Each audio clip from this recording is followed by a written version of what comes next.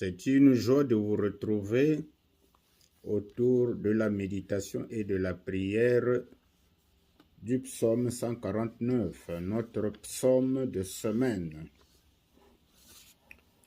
Le psaume 149 nous fait état de la louange à Dieu pour ses jugements. Le peuple se réjouit de la victoire donnée par Dieu. Il exulte de joie avec danse et instruments de musique au jugement des nations ennemies. Autrement dit, le peuple de Dieu se sait appelé à la gloire et au bonheur. Il sera l'instrument de la justice de Dieu. Pour comprendre la raison de cette louange à Dieu, il nous faut faire un recul dans le temps. En effet, le verset 6 fait allusion à l'arme de guerre que les fidèles doivent exercer pour punir les nations.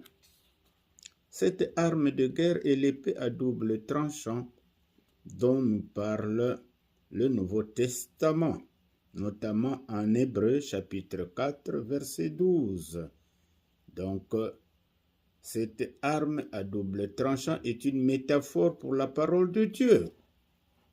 L'Ancien Testament nous parle du livre des guerres de l'Éternel, qui peut être un recueil de poèmes relatant les guerres dans lesquelles l'Éternel a soutenu son peuple, ce que nous pouvons lire en Nombre, chapitre 21, verset 14. Quand on parle de guerre de l'Éternel, soulignons que celles-ci sont de deux ordres. Il s'agit des guerres menées par l'Éternel seul et des guerres où l'Éternel emploie son peuple, soit de manière collective, soit individuellement. Pour les guerres menées par l'Éternel en faveur d'Israël, on peut citer la bataille de la mer Rouge en Exode chapitre 14. Exode chapitre 14. On peut citer aussi la contestation de Balaam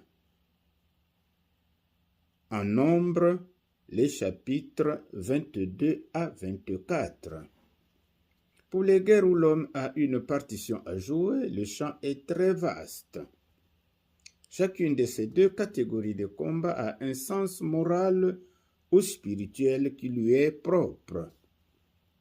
Ce qui nous intéresse en fin de compte, ce sont